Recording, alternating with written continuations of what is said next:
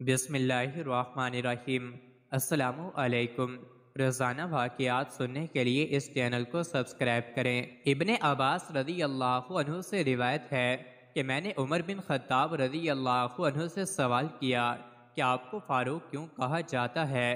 آپ رضی اللہ عنہ کہنے لگے کہ امیر حمزہ مجھ سے 3 دن پہلے اسلام لائے تھے۔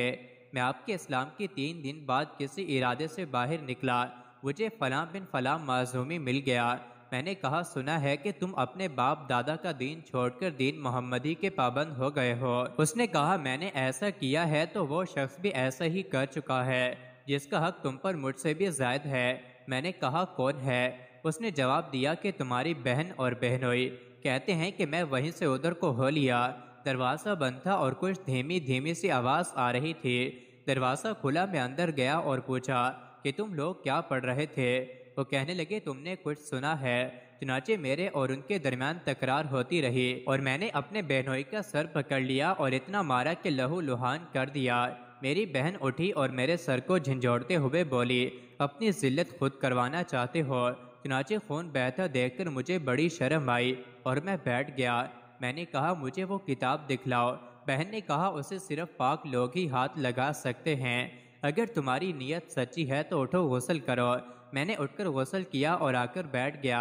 میرے پاس چند اوراق لے آئیں جن میں یہ تحریر تھی، ہم نے قرآن اس لیے نہ اتارا کہ تم مشکل میں پڑھو، مگر اس کی نصیحت کے لیے جو ڈرتا ہے یہ اس کا اتارا ہوا ہے۔ جس نے زمین اور اونچے آسمان بنائے اس پر مہربان نے عرش پر استوا کیا۔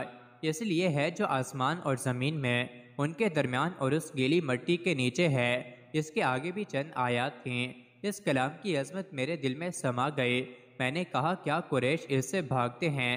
پھر اللہ نے میرا سینہ اسلام کے لیے کھول دیا اور میں نے کہا کوئی معبود نہیں مگر وہی، اس کے لیے ہے سب اچھے نام۔